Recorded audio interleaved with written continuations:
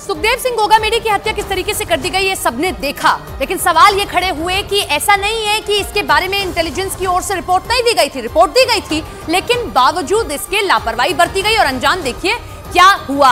अब हम आपको सिलसिलेवार तरीके से दिखाते हैं कि इस पूरी वारदात को अंजाम कैसे दिया गया। सुखदेव सिंह गोगामेडी हत्याकांड को राजू ठेहट हत्याकांड की तरह ही अंजाम दिया गया। आपको याद होगा यह हत्याकांड राजस्थान का बहुचर्चित हत्याकांड है। बिल्कुल ऐसे ही सुखदेव सिंह को भी मौत के घाट उतारा गया, एक के बाद एक गोलियां चलाई गई। 1 साल पहले 3 दिसंबर को राजू ठेहट की हत्या इसी तरीके से की गई। हमलावर सेल्फी लेने के बहाने राजू ठेहट के पास आते हैं और उसके बाद सुखदेव के पास जैसे आए और वहां पर पहुंचे, इसी तरीके से वहां आए। सुखदेव के पास भी हमलावर साफा पहनाने के लिए गए थे और उसी दौरान सुखदेव सिंह पर गोली चलाई गई। पहले 3 दिसंबर को सुखदेव सिंह की हत्या की प्लानिंग थी, ये भी याद रखिए। पहले भी कोशिश की गई, 3 दिसंबर 2 दिन पहले ही ये प्लानिंग थी। चुनाव और सख्त नाकेबंदी के कारण ये प्लान इन दोनों का फेल हो गया, नहीं कर पाए, ये गोली नहीं चला पाए और उसके बाद 2 दिन बाद इस प्लान को अंजाम दिया गया। दोनों हमलावरों ने आचार संहिता हटने का इंतजार किया क्योंकि 3 तारीख को नतीजे आने थे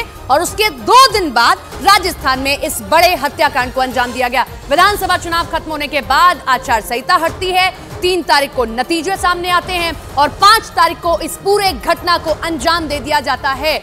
बहुत साफ गोई से, बहुत प्लानिंग के साथ, रेकी के साथ इस पूरे हत्याकांड को अंजाम दिया गया। दोनों आते हैं, 10 मिनट तक बैठते हैं, बातचीत करते हैं, लगता ही नहीं कि ये दोनों गोली चला देंगे और सुखदेव जब तक कुछ समझ पाते तब तक उनको गोलियों से भून दिया गया। आसपास के 2 लोगों ने बचाने की भी कोशिश की। नवीन जो लेकर गया था उसने धक्का मारा, लेकिन नवीन पर भी गोली चलाई गई, उसकी हत्या हो गई। और जो अजीत वहां खड़ा हुआ था नीली जींस में लड़का, जो हम आपको लगातार दिखा रहे हैं, जो अभी भी अस्पताल में भर्ती है, उसको भी गोली मारी गई, उसकी हालत गंभीर है, वेंटिलेटर पर भर्ती है।